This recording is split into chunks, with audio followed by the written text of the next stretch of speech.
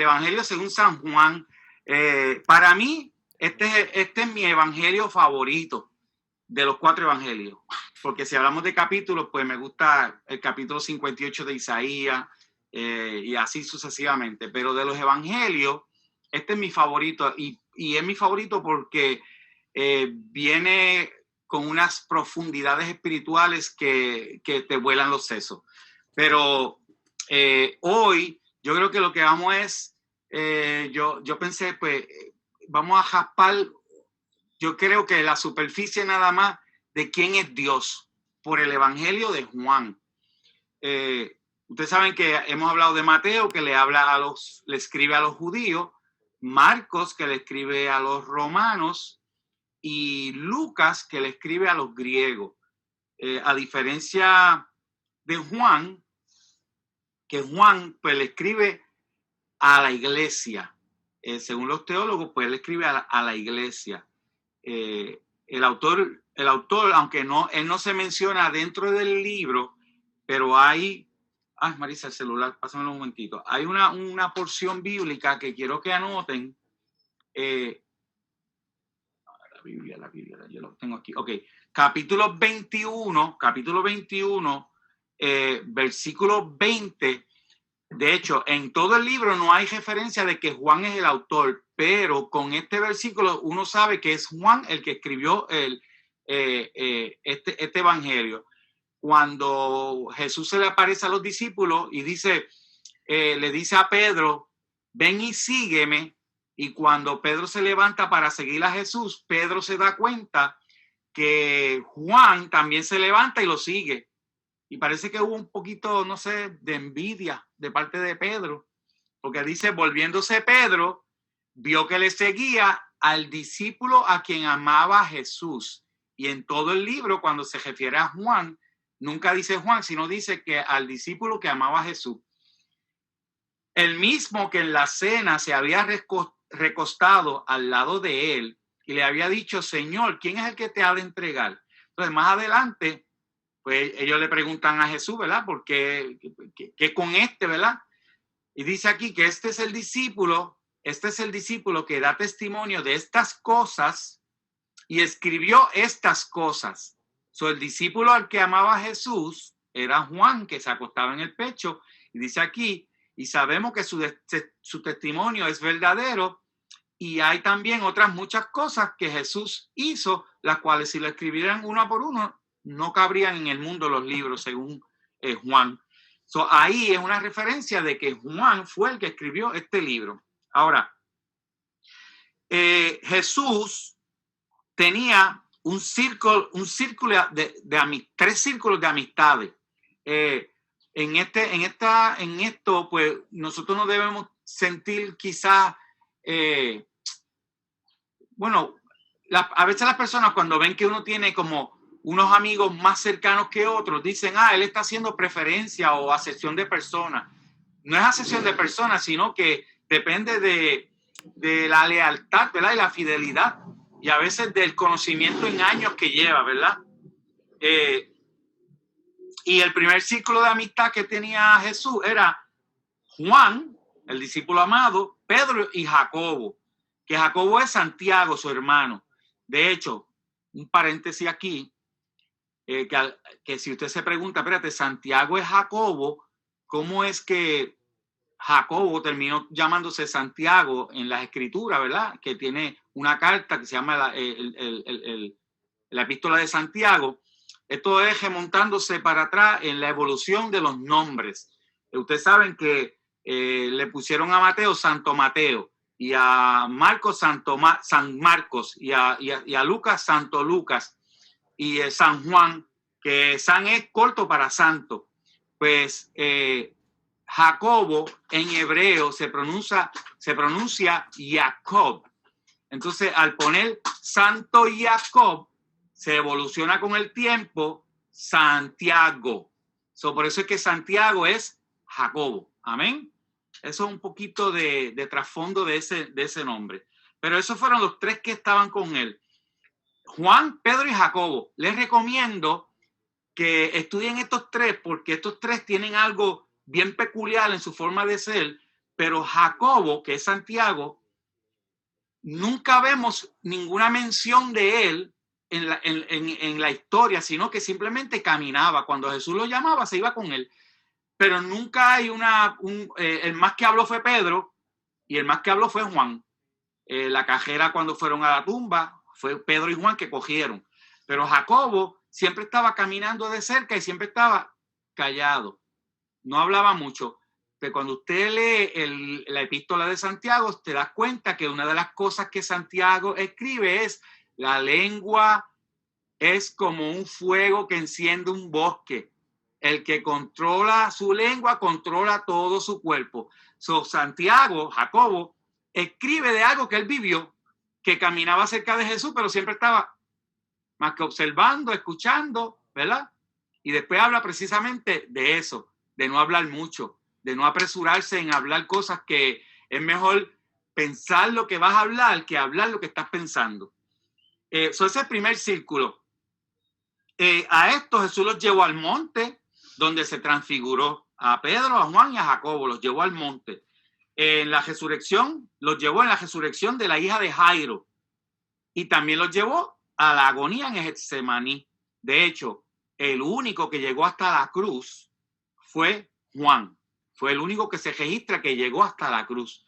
Eso es obvio que a pesar de que esos tres eran, yo le digo, acá esto es mío, yo le digo los élites de Jesús, los tres élites de Jesús. Estudia bien esos tres élites porque son los que más cerca estaban de Jesús. Para mí, de esos tres, Juan era el más cercano, porque siempre se menciona que era el discípulo que amaba a Jesús.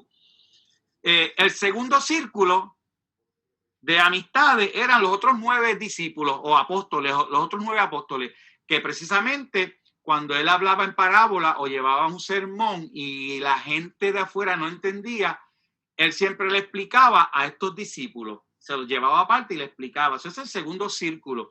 Y el tercer círculo son toda la gente que le seguía, que algunos iban por los panes y los peces, otros por los milagros, ¿verdad?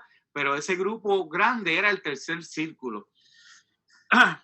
Bien. Dice aquí, Juan, siendo el más íntimo, dormía en su pecho. Eso está en el capítulo 13, versículo 23, y lo siguió hasta la cruz en el capítulo 18, versículo 15, y el capítulo 19, versículo 26. Juan hace una acumulación de testimonios, porque es lo que quería comprobar, que Jesús es el Cristo, el único y verdadero Hijo nacido del Dios viviente. Esto es bien importante porque el primer capítulo es bien profundo en lo que él explica sobre el verbo, y eso lo vamos a ver más adelante. La fecha que abarca el libro son 7 antes de Cristo hasta el 26 después de Cristo, y fue escrito aproximadamente. Acuérdense que estos son números aproximados, porque le digo aproximado porque puede ser que usted compre una enciclopedia y te dé otros números cercanos. Por eso le digo que es mejor aproximar que decir fue en tal año. Pues se escribió aproximadamente del 80 al 90 después de Cristo y fue dirigido a la iglesia. Según los teólogos, Juan lo escribe por petición de la iglesia, que estaba en ese tiempo creciendo, y por tal razón él describe profundidades espirituales sobre la persona de Cristo, aunque además habló de la humanidad de Cristo. Si te fijas, Juan, cuando usted lea el libro de Juan, se va a dar cuenta que Juan habla de que Jesús estuvo cansado, de que Jesús lloró, de que Jesús tuvo hambre. Juan añade estos detallitos como dando a entender que a pesar de que él es el Hijo de Dios, ¿verdad? El que representa al Padre, pero también como hombre tuvo hambre, se cansó, tenía que dormir y así sucesivamente. En este libro es el que se recomienda a todos los recién convertidos. Si alguien le pregunta a usted qué libro tú me recomiendas para comenzar a leer la Biblia, no le diga Apocalipsis, por favor, porque lo va a enredar. Yo conozco personas de 20 años que todavía no leen Apocalipsis porque no lo entienden. Hay personas que dicen, yo quiero empezar desde el Génesis, pero empiezan en Génesis y cuando empiezan a leer todas esas registra de nombres, de genealogía y por qué Caín mató a Abel y de dónde Caín encontró esposa y todas esas cosas se confunden y después dicen, ay, por eso yo no leo la Biblia porque no la entiendo. Pues siempre se recomienda el libro de Juan, porque Juan es un libro espiritual.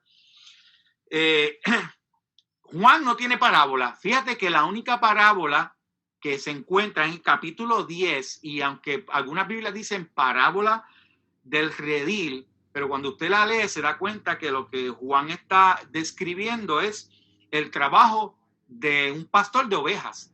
Obviamente, describir un trabajo no es una parábola. Él lo puso como si fuera parte de un discurso, que de hecho Juan es uno de los que escribe los discursos de Jesús. De hecho, dicen también que el libro de Juan lo llaman el libro del corazón de Cristo, porque en ese libro se utiliza más de 60 veces la palabra judío y da a entender que Jesús estaba en ese pueblo haciendo lo suyo, buscando a los suyos, ¿verdad? Pero su propia gente no le recibió. Y demuestra entonces en el libro que Jesús es el Salvador en medio de los judíos, porque los judíos estaban esperando a ese Mesías. Él comprueba que Jesús es ese Salvador. Ahora, las historias y milagros exclusivos del libro de Juan. Está el capítulo 1, que ese es el más impresionante.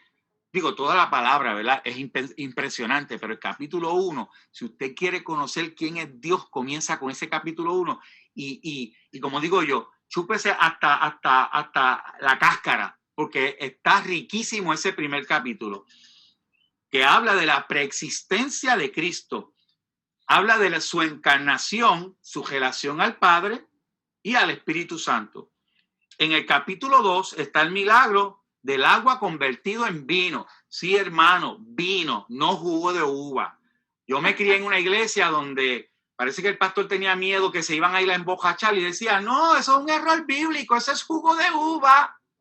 No vayan a pensar que se puede beber vino, es jugo de uva.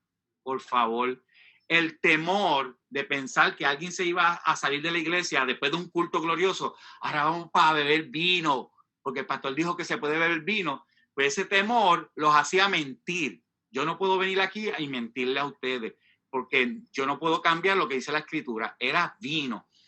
Vino quizá fermentado, porque la Biblia dice que cuando en la boda entregaron el vino y lo probó el maestresala, que son los profesionales que toman vino, dice, dejaste el mejor vino para el final. No dijo, dejaste el mejor jugo de uva, dijo el vino.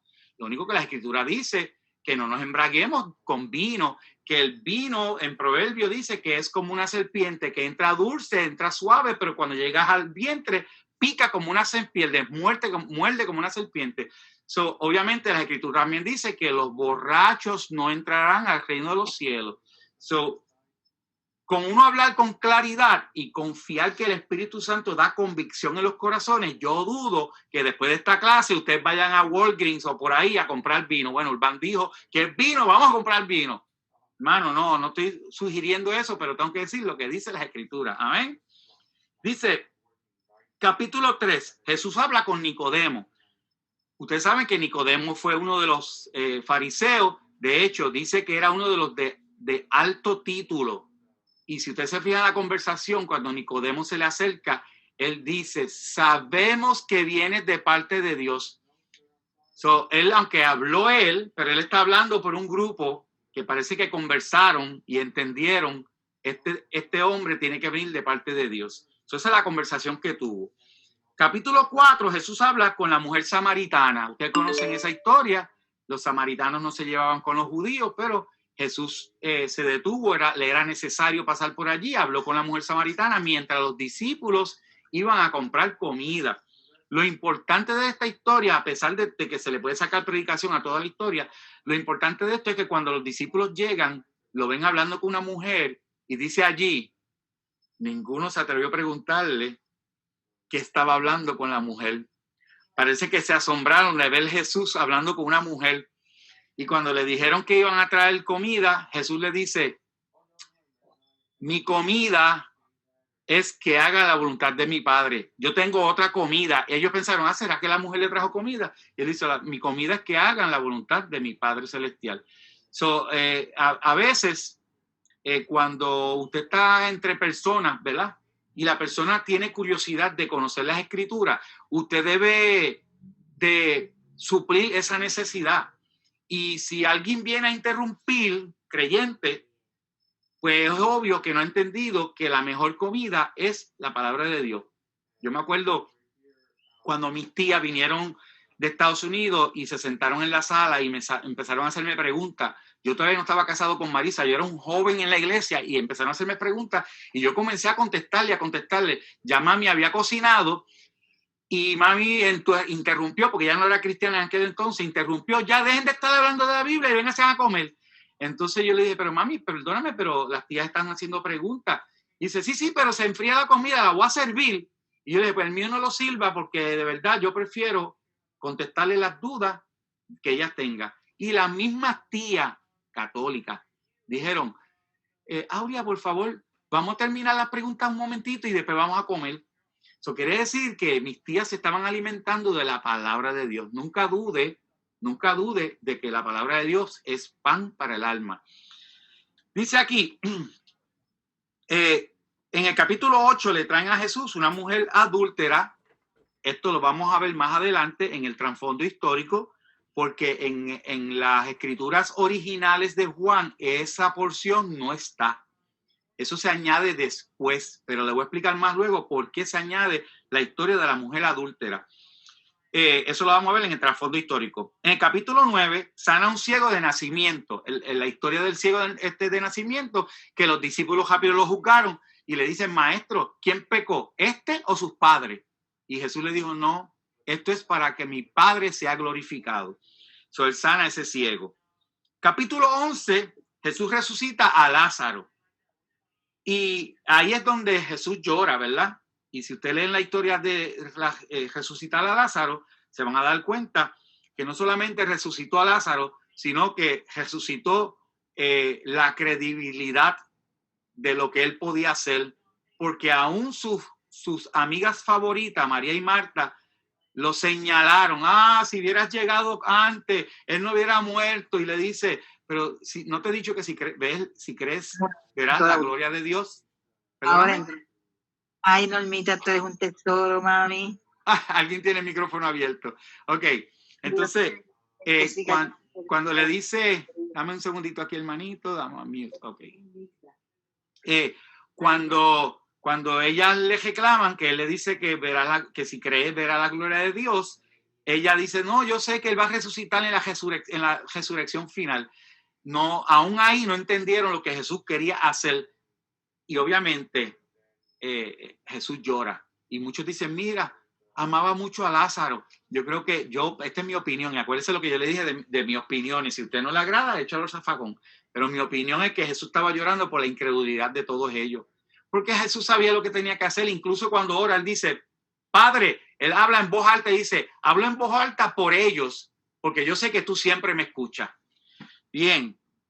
En el capítulo 12, 10, capítulo 12, 10, ahí está el relato del complot de los fariseos queriendo matar a Lázaro. Léanlo. Es increíble cómo ellos están haciendo un complot de matar a Lázaro, porque dice allí que muchos judíos se estaban apartando de los fariseos y convirtiéndose, siguiendo a Jesús por Lázaro. Inclusive dice que iban a la casa a ver si era Lázaro el que había muerto. Y se estaba llenando la casa. Capítulo 20, 24, Tomás duda de la visita de Jesús. Y usted va a notar que en el libro de Juan, que aunque mucha gente critican a Tomás, y aún las escrituras dice, no seas incrédulo, cree, ¿verdad? Pero si vemos las enseñanzas de Jesús, tenemos que acordarnos que no podemos juzgar tanto a Tomás cuando Jesús le dijo, cuando dijeren que el Cristo está aquí o el Cristo está allá, no le creáis. Obviamente, quizás Tomás dijo, espérate, que Cristo se apareció y él mismo dijo, espérate, si dicen por ahí que hay un Cristo, que hay otro Cristo, que no le crea, pues quizás amparado en esa palabra que Cristo le enseñó a los discípulos, él dijo, no, hasta que yo no vea, yo no creo. Y obviamente el legado que dejó es Tomás el incrédulo, porque ese es el título, el apellido que le han dado a Tomás por el resto de su vida. Y en el libro de Juan mencionan a Tomás en 8 referencias diferentes y lo especifican así, y estaba Tomás Dídimo. O sea, es como diciendo, y él estuvo presente como para subsanar su incredulidad, pues lo mencionan como 8 veces en el libro de Juan. Bien, y por último, Pedro, en el capítulo 21 de Juan, Pedro está pescando y cogiendo específicamente. Escúchame bien esto, porque a muchas personas ven los números en la Biblia y algunos le cogen miedo, otros dicen, no hablen de eso porque tú hablas de números y van a ir a comprar lotería. Eso es lo mismo que el vino. No, yo no creo que hablando de los números, que Dios es el matemático por excelencia, que ustedes van a terminar la clase y decir, pues vámonos a comprar un boleto de lotería con el número 153 a ver si me pego. O sea, eso es inmadurez e ignorancia. Los números en la Biblia no es para que usted vaya a ir a juzgar números para ganarse la lotería. Pero Dios los pone como una firma de quién es Él. Porque todas las escrituras tienen números desde Génesis hasta Apocalipsis. Y aquí, cuando Pedro pesca, la Biblia especifica bien claro que cuando sacaron la red, habían 153 peces. Y dice así, y con tantos peces, la red no se rompió. ¿Y por qué la Biblia, Dios permite que especifiquen eso si no tiene un mensaje de parte de Dios para ti y para mí? Pues mira, yo creo, y vuelvo y digo, esta es mi opinión, pero yo creo que el 153 tiene un símbolo bíblico, porque pescaron 153 peces y ustedes se acuerdan que Jesús le dijo a Pedro, sígueme que te haré ¿qué? Pescador de hombres.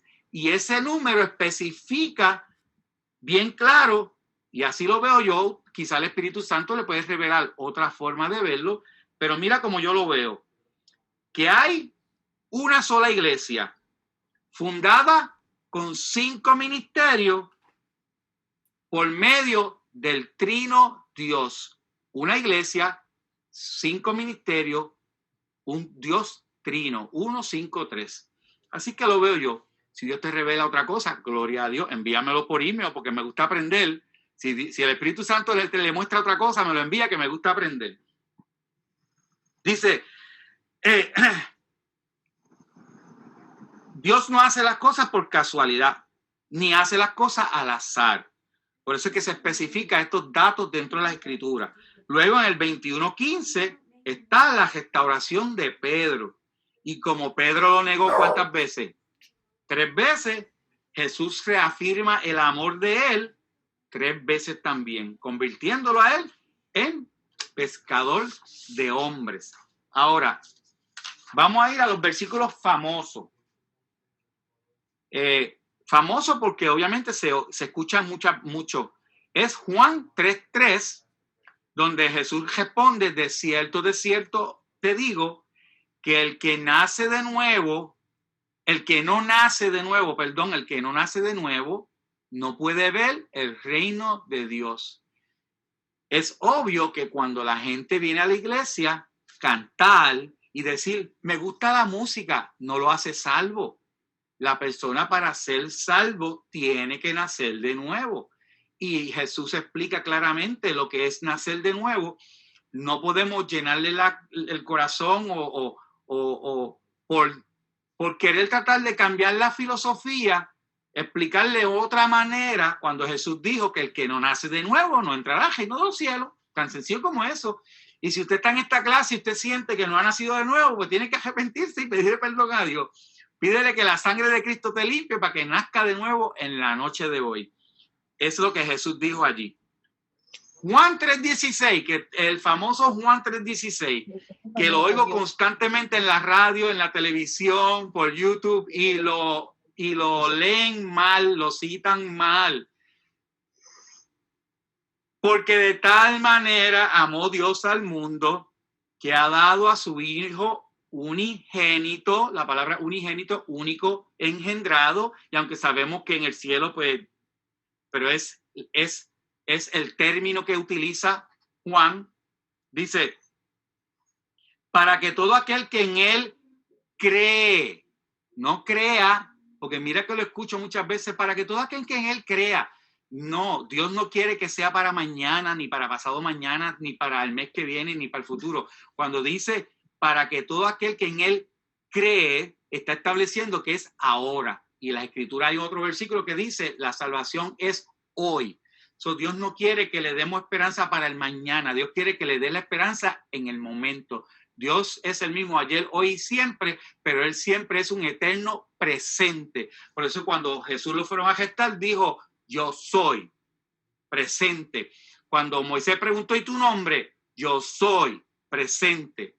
So, obviamente, él establece que la salvación es para ahora. So, no le diga, pues mañana, porque tú no sabes si esa persona sale y pasa un accidente y se fue sin salvación.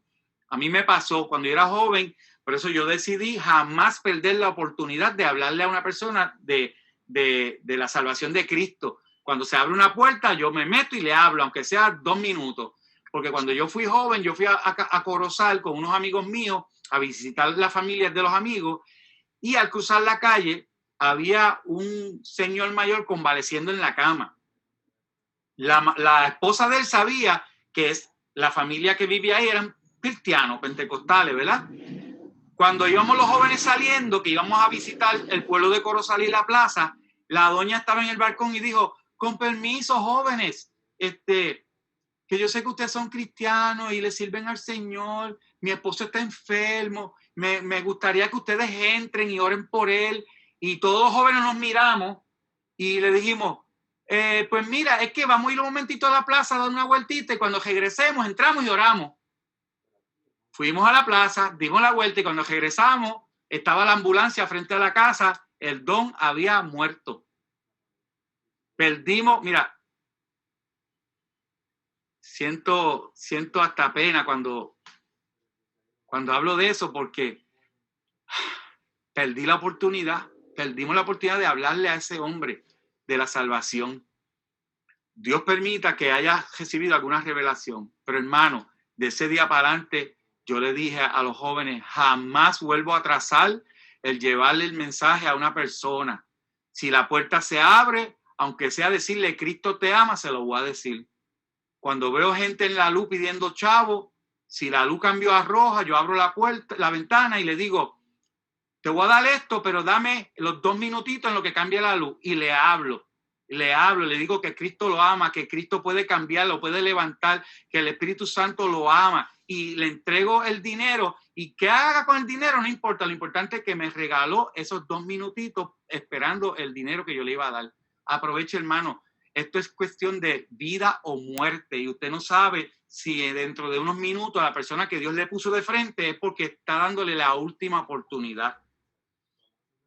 Así que Juan 3:16, para que todo aquel que en él cree, cítelo siempre bien, cree, no se pierda, sino que tenga vida eterna. En el 14:6 es el otro versículo que dice, yo soy el camino y la verdad y la vida y nadie va al Padre si no es por mí. Jesús hablando está diciendo que Él es el camino, que Él es la verdad y Él es la vida y nadie puede ir al Papá si no es a través de Él. Ahora, el trasfondo histórico, y aquí es donde quiero tomar, ¿cuánto tiempo me queda? Aquí es donde quiero darle estos tesoros de las escrituras. Primero le voy a hablar de la mujer adúltera. Esta historia fue acomodada en este capítulo ya que los eruditos no pudieron llegar a un acuerdo de la veracidad del tiempo de ese suceso y quién lo escribió. Algunos teólogos se lo atribuyen a Lucas y por necesidad literaria se añade muchos años después. Esta historia no está en la Biblia textual, original, traducida del griego. La razón del por qué no se añadió inmediatamente, y ustedes saben la historia de la mujer adúltera, ¿verdad? Fue por la facilidad que Jesús muestra al perdonar el adulterio en una sentencia disciplinaria de muerte, porque ustedes saben que ellos la llevaron allí para apedrearla. Y mucha gente dice, que no podemos juzgar. Bueno, si leemos la historia bien, Jesús permitió que la apedrearan por el adulterio. Porque Jesús no dijo, ustedes no pueden apedrearla o déjenla ir. Él dijo, bueno, tienen razón, Moisés dijo eso, pero que empiece a tirar la piedra el que esté libre de pecado. Es como cuando Jesús habló de, antes de sacarle la pajita en el ojo del hermano, saca primero la viga para que pueda sacar la paja. Fíjate que no dice que no le saque la paja. Él está diciendo, antes de usted tratar de sacarle un pecadito a una persona, mira primero, porque cuando usted señala a una persona, Padre, Hijo y Espíritu Santo, te están mirando desde arriba. Tengan cuidado cuando señalen sin tener palabra de Dios. Ahora, cuando vamos a la Escritura, Jesús se puso a escribir en el piso. Y hay mucha conjetura, porque la Biblia no dice qué escribió, ¿verdad? Pero si vamos a la Biblia y vamos a Dios, quizá podemos llegar a una conclusión de lo que Jesús estaba escribiendo. Y no te acuérdense que esto es mi opinión. Usted la puede echar zafacón o estudiar las Escrituras y llevárselo al corazón. Si usted va a Jeremías, capítulo 17, versículo 13, allí explícitamente dice que los que están apartados de él escribe su nombre en el polvo. ¿Qué pasa cuando tú escribes algo en el polvo? Que viene el viento y se lo lleva. El nombre no tiene importancia para Dios si estás apartado de él. Y así dice Jeremías 17:13, que él escribe el nombre en el polvo de aquellos que están apartados de él. Yo me imagino, y esto soy yo nuevamente diciendo mi opinión, a Jesús cuando dijo, el que esté libre de pecado tire la primera piedra, y como Jesús conoce los corazones, a lo mejor sabía que Israel Urbán, que estaba allí, estaba a punto de tirar la piedra y escribió en el polvo, Israel Urbán, y cuando miré mi nombre, solté la piedra porque mi nombre está escrito en el polvo. Pienso yo que a lo mejor empezó a escribir los nombres, y cuando dice la Biblia, si usted lee, dice que fueron uno a uno soltando las piedras. Cuando él le dice a la mujer, ¿a dónde están los que te acusan? No había ni uno. Y él dice, yo tampoco. Pero ¿qué le dice? Vete y no peques más. Eso no es vete a la libre y siga adulterando. Le dijo, vete y no peques más. Porque sabe que si cae en pecado le puede venir hasta algo peor. Ahora, el segundo trasfondo histórico del libro de Juan. En este evangelio están los 7 yo soy declarados por Jesús. 7 yo sois. El primero, y de hecho, el libro de Juan es el libro que más usan la palabra cree. Dicen que hay aproximadamente 100 veces la palabra cree. En los otros evangelios hay como 40 veces, pero Juan en el libro solamente hay aproximadamente 100 veces que dicen cree. ¿Y en quién vamos a creer? Pues número 1, capítulo 6, 35. Yo soy el pan de vida. Creemos que Jesús es el pan de vida y no tendrán hambre. Eso es lo que él especifica. Yo soy el pan de vida y no tendrán hambre. Número 2, capítulo 8, versículo 12. Él dice, yo soy la luz del mundo. En otras palabras, ni tú ni yo andamos en tinieblas si vivimos para Cristo. Amén. Amén. Número 3, capítulo 10, versículo 9. Yo soy la puerta. Serán libres y salvos. Y mira lo curioso de él decir que soy la puerta. De hecho, cuando él habla de las ovejas, que él dice, si alguien brinca por otro lado, es ladrón y salteador. Cuando montaban el tabernáculo en el desierto, la puerta del tabernáculo, la puerta del frente, eran 3 cortinas. Y a pesar de que eran 3 cortinas, por la cual se entraba al atrio del lugar santo del tabernáculo, esas 3 cortinas, 3 cortinas, se llamaba la puerta. No le decían las puertas o las entradas, le decían la puerta. pero era 3 cortinas. Desde el tabernáculo estamos viendo quién es la puerta, representado en Jesús, que dijo, yo soy la puerta. Capítulo 10, versículo 11, dice, yo soy el buen pastor, doy mi vida por mis ovejas y ellas me conocen. Esto es tan curioso porque lo vi en un documental donde un pastor de ovejas le dice al público que está presente, las ovejas están por allá esparcidas, y ellos le dicen, llama a las ovejas así de esta manera, y tú ves que las personas se paran y hacen, no sé el ruido, como que, y le hacen así para que vengan y no vienen. Le dice a otro caballero, llámalos, llámalos así, y pegan a llamarlo, a llamar, y ninguno. A la tercera, las ovejas no hicieron caso, y entonces el pastor de ovejas dijo, ahora vean esto, y cuando el pastor de ovejas hizo, y los llamó, toda esa manada de ovejas vino caminando hacia él. Es obvio que la enseñanza de Jesús es que mis ovejas me conocen y oyen mi voz. ¿Cuánto oyen la voz del Señor? Yo soy oveja del Señor, yo la oigo. Aleluya. Dice 11:25, él dijo, yo soy la resurrección y la vida. En otras palabras, el que cree en él vivirá. No estamos muertos. Aún la Escritura dice que el creyente que muere en Cristo solamente duerme. El capítulo 14:6 dice, yo soy el camino, la verdad y la vida. Hay 3 cosas conjuntas en ese yo soy, camino, verdad y la vida. Y nadie va al Padre si no es a través de él, a través de ese camino. De hecho, el primer nombre que le dieron a los cristianos eran los del camino. Luego entonces surge lo de cristiano, pero el primer nombre que tenían era los del camino. Capítulo 15, versículo 5 dice, yo soy la vid verdadera. El que permanece en mí producirá mucho fruto. Jesús dijo que sin mí nada podéis hacer. Algunos dicen, no, pero yo soy ingeniero, yo soy abogado, yo estudié, para eso pagué, yo tengo mi inteligencia propia. Títulos se van al zafacón, porque Pablo dijo, yo tengo un montón de títulos, y dijo, y lo tengo por estiércol, por amor a Cristo.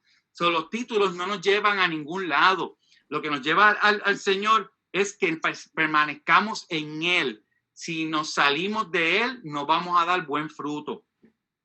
Y Juan termina el Evangelio atribuyéndose indirectamente como autor del mismo, que fue lo que hablé al principio, en el capítulo 21, versículo 20.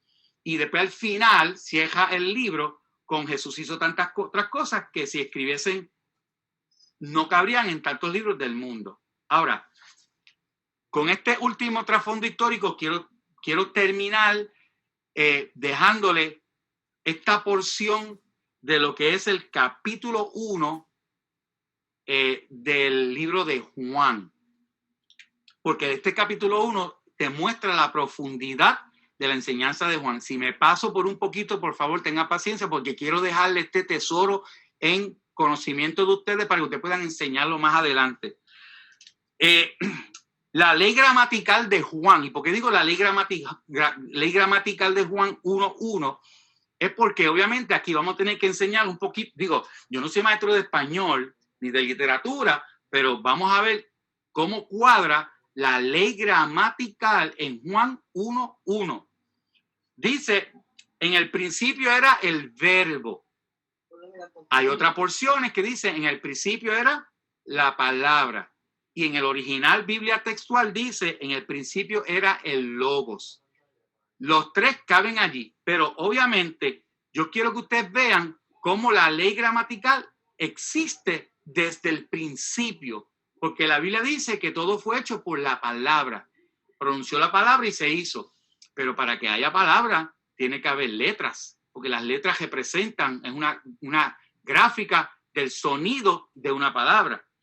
Ahora, dice aquí, por la palabra, Juan 1:3 dice, por la palabra fueron hechas todas las cosas. Y si tú sustituyes la palabra por logro o por verbo, por logos o verbo, no cambia su sentido. Usted puede decir, por el logos fueron hechas todas las cosas, o por el verbo fueron hechas todas las cosas. No cambia, no cambia. ¿Por qué hablé de ley gramatical? Vamos a ver cómo aún usando la ley gramatical del lenguaje no cambia el sentido. ¿Qué significa logos? De hecho, que si tú le quitas la S, logo es una marca. So, aún quitando de la S, la palabra logo, que es una marca, ustedes saben que Nike tiene una marca, bueno, los logos que tienen todas esas compañías, ¿verdad? Tienen un logo, pues ese logo lo identifica a esa compañía. So, aún quitándole la S, que dice en el principio era el logo era con Dios y el logo era Dios y ese logo se hizo carne, esa marca representa a Dios. Dice, logos con S es de origen griego que se refiere a las palabras, al pensamiento o a la razón. So, aunque usemos la palabra logos, fíjense que puedo usar pensamiento. En el principio era el pensamiento era con Dios y el pensamiento era Dios. Y ese pensamiento se hizo carne y habitó entre nosotros. Podemos usar la razón. En el principio era la razón era con Dios y la razón era Dios. Y esa razón se hizo carne y habitó entre nosotros. Fíjense que dentro de la ley gramatical caben todas estas, porque obviamente usted está pensando, pero ven acá, ¿de dónde tú estás sacando que las letras eran primero? Vamos ya mismo a eso, no se me vaya de la clase. Logos da un principio de orden, por lo tanto era concebido como universal y eterno. So, el orden es universal, el orden es eterno y sabemos que la Escritura dice que Dios no es un Dios de confusión, sino un Dios de orden. Sin la S, lo que le expliqué, es una marca representativa. Ahora vamos a lo que significa palabra. Palabra es la representación gráfica usando letras o signos de sonidos que tienen un significado fijo. Con las letras es que tenemos el lenguaje. En español, ABCD, en inglés también ABCD, en griego tienen alfa, omega y todo el alfabeto, en Japón de arriba para abajo y así sucesivamente es diferente, ¿verdad? Hebreo es de derecha a izquierda. Nosotros leemos de izquierda a derecha. Dice, son representativos de un sonido significado fijo o en letra o grupos de letras, porque con un grupo de letras hacemos una palabra. Y dice, y es la capacidad de expresar el pensamiento por medio del lenguaje. So, aún usando la palabra lenguaje, en el principio era el lenguaje era con Dios y el lenguaje era Dios. Y ese lenguaje se manifestó y se hizo carne. Ahora vamos con la palabra verbo. ¿Y por qué estoy buscando estos tres? Porque son los tres más básicos que vamos a encontrar en diferentes versiones bíblicas. Dice algunos logos, verbo o palabra. Verbo es el elemento de una oración que pauta la existencia y describe una acción. So, ustedes saben que en una oración, cuando la maestra dice, ¿cuál es el verbo? Tenemos que buscar la palabra que en la oración determina un movimiento. So, esto es una acción del sujeto. Es el núcleo de una estructura y no tiene género. ¿Por qué no tiene género? Porque el verbo, tú puedes decir, él brinca, ella brinca. Fíjate que brincar es el verbo y tú puedes usar él o ella y el verbo no cambió, se quedó igual. Eso no tiene un género. Pero fíjate que es el núcleo y si ponemos la palabra acción, podemos decir, en el principio era la acción era con Dios y la acción era Dios. Y esa acción se hizo carne. No sé si están conmigo, pero ustedes sabrán, quiero que se den cuenta que la gramática, la ley de gramática del lenguaje se puede aplicar en la palabra, en el logos, en el verbo y aplica a Dios. Ahora, ¿a qué vamos? Y con esto voy a cerrar.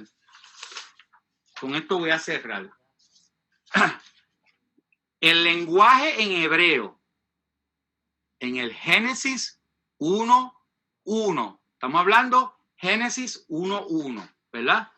Donde la primera oración de Génesis que dice, en el comienzo creó Dios los cielos y la tierra. Ok. En esa primera oración hay dos letras que no tradujeron al español ni al inglés. Y le voy a explicar por qué. Esas dos letras no tienen traducción.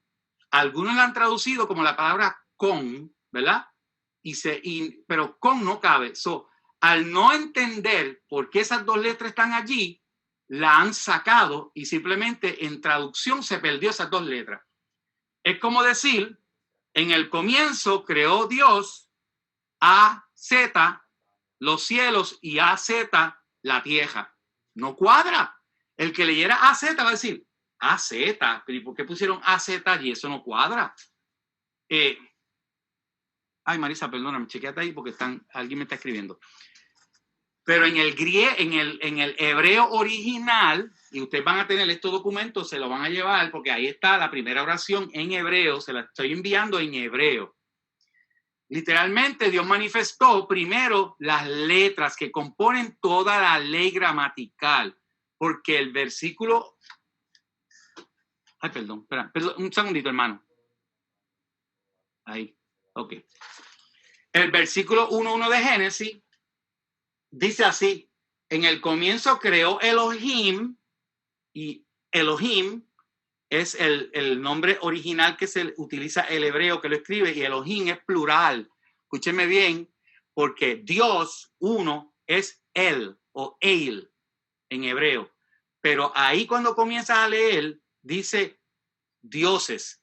No lo tradujeron como dioses porque no estaban hablando de tres dioses. Estaban hablando de un solo Dios, pero se está manifestando de una manera que ellos no pudieron entender. Pero como no querían cambiar, cuando tú pones El, es Dios, pero cuando tú pones Elohim, la M al final, usualmente en todas las palabras hebreas, cuando termina con M, la convierte en plural. Es como nosotros, la S. Ponemos una S, carro, carros, y sabemos que es más de uno. Pues ahí en el original es así. Ahora, cuando dice en el comienzo creó Elohim, dice la Aleph y la Taf, que son estas dos. Ese es el original hebreo.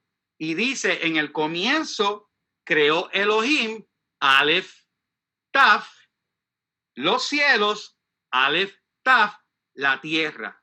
Por la palabra fueron hechas todas las cosas. Pero esta es la primera letra del alfabeto que le dicen alefato. Esta es la primera letra y esta es la última letra. En el hebreo original, Dios está diciendo que se manifestó a través de todas las letras para hacer los cielos y la tierra. Y todo lo que creó, lo creó con palabra. Pero ¿cómo va a crear con palabras si no existen letras primero? Dios establece, y obviamente el hebreo, el rabino que lee esto, lo han dejado en el original, pero ellos mismos no han podido explicar por qué esas dos letras están allí. Pero usted y yo, que sabemos que Jesús dijo, yo soy el alfa y el omega, que es el griego. Acuérdense que alfa es la primera letra griega y omega es la última letra griega. Pero Jesús no habló en griego, Jesús habló en hebreo. Y Jesús dijo, yo soy el alfa, yo soy el aleph y el taf, el principio y el fin. Y eso está en la primera oración de Génesis. Dime si eso no es espectacular. En la primera oración de Génesis dice, en el comienzo creó Elohim, Aleph, Taf, las letras, los cielos, y Aleph, Taf, la tierra. Con el lenguaje. Jesús dijo, yo soy el principio y el fin. Con la palabra fueron hechas todas las cosas, y ustedes van a tener esta ilustración después de esta clase. Si usted tiene una duda, usted me llama. Es más, si tengo que visitarlo a su casa, lo visito. Pero la ley de Dios de creación comienza con la gramática, con el lenguaje, y no puede haber palabras si no hay letras, si no hay lenguaje. Y el lenguaje de Dios, que es el hebreo, el original, es tan y tan perfecto que la primera letra es símbolo de un buey, pero es el gran líder simbolizado Dios Padre. Y la última letra dice que es una cruz, señal de cruz, orden divino. Desde el Génesis, en la primera oración de Génesis, está el Padre manifestándose en una cruz con su Hijo. En Génesis, mi hermano. Estos son los tesoros que hay en el hebreo.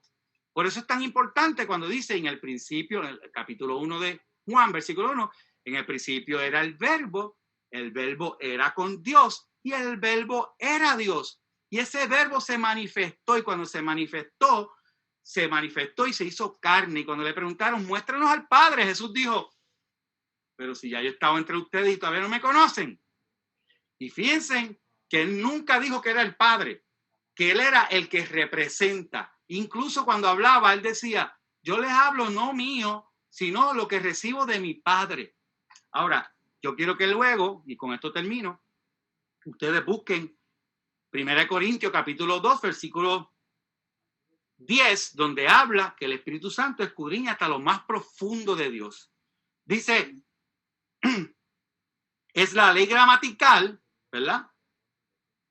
Jesús es la ley gramatical que está en Génesis 1:1.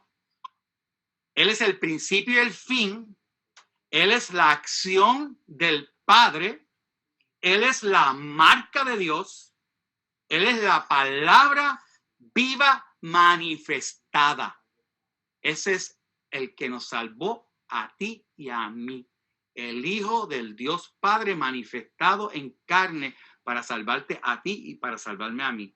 De hecho, en Juan capítulo 16, versículo 28, Jesús dice, salí del Padre. Léelo. Juan 16, 28, salí del Padre y voy al Padre. Inclusive, Juan capítulo 17, versículo 5, dice Jesús orando, Padre, glorifícame tú al lado tuyo con aquella gloria que tuve contigo antes de que el mundo fuese. Oh my God, my brother. Si esto no te huele a los sesos y yo solamente estoy japando nada más un poquito del bizcocho. Y qué rico está este bizcocho. Mi hermano, Dios los bendiga mucho. De verdad que me emociona. Me emociona. ¿Ah? Sí. Marisa, que quiere que todo el mundo salude. Me emociona de verdad poder darle este poquito, porque esto es un poquito, esto es nada, esto es una pruebita de cómo Dios está manifestado en su palabra, que está ahí marcada, está la firma de Dios desde el Génesis. Y de hecho, yo los dejo con esto. La primera palabra en Génesis, la primera palabra en hebreo, está ahí pronunciada, se dice Bereshit. Bereshit quiere decir Génesis en griego. Bereshit es en un comienzo o en el comienzo. Y en las letras hebreas, en esa primera palabra, y con esto cierro, porque si no sigo predicando, pero en esa palabra de Génesis, que en Génesis no se ve, pero en hebreo, en el lenguaje hebreo, la palabra Bereshit, está el mensaje completo de salvación. Isaías lo dijo, Dios revela el final al principio. Y cuando yo vi eso, que revela el final al principio, regresé a Génesis y busqué, y es verdad, la palabra Bereshit muestra exactamente el plan de Dios desde el cielo, la palabra primera, desde el cielo, todas las letras traen el mensaje desde el cielo hasta la muerte de Cristo en la cruz, en la primera palabra de Génesis. ¡Wow! Dios es soberano. Y la realidad es que nos bendice su palabra para siempre. Nada es casualidad.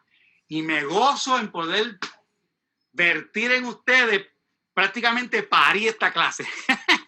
Y espero que ustedes salgan preñados de la palabra del Señor.